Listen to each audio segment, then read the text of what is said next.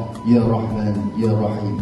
Kami memanjat setinggi-tinggi kesyukuran ke hadrat-Mu kerana dengan limpah kurniamu dan izin-Mu kami dapat terhimpun pada pagi ini dalam Mesyuarat Agung Koperasi Sekolah Menengah Kebangsaan Darul Aman Haid 1. Dalam kemajuan dan manfaat kepada pihak sekolah, warga pendidik, para pelajar serta seluruh ahli koperasi.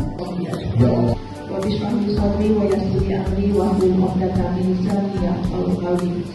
Yang berusaha Cikgu Nur Safina dalam keadaan kurikulum selaku timbalan pengurusi Koperasi SMK Darul Aman Haid 1 Citra Berhad.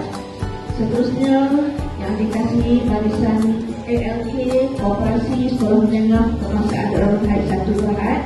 Di sebelah kanan Cikgu Nur Safina, Cikgu Nur Naziza selaku Bendahari Koperasi. Sebelah kiri nama-nama guru berikut untuk menganggotai lembaga koperasi ini dan memberi kuasa menandatangani. Saya mencadangkan Puan Nur Safina binti Ahmad Hidayat Ibrahim untuk menjadi pengurusi.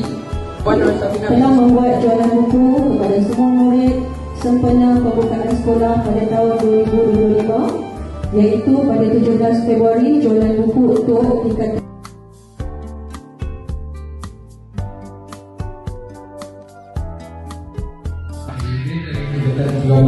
mencadangkan nama guru berikut menganggotai lembaga koperasi ini dan memberi kuasa menandatangani ini.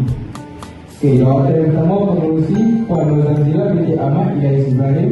Saya untuk menerima dan menerima laporan tahunan lembaga koperasi bagi tahun berakhir 30 Jun 2025 diterima. Saya Puan Amira Rumai Sarah mengikuti tingkat Ismail dan tingkatan Organizer menyokong.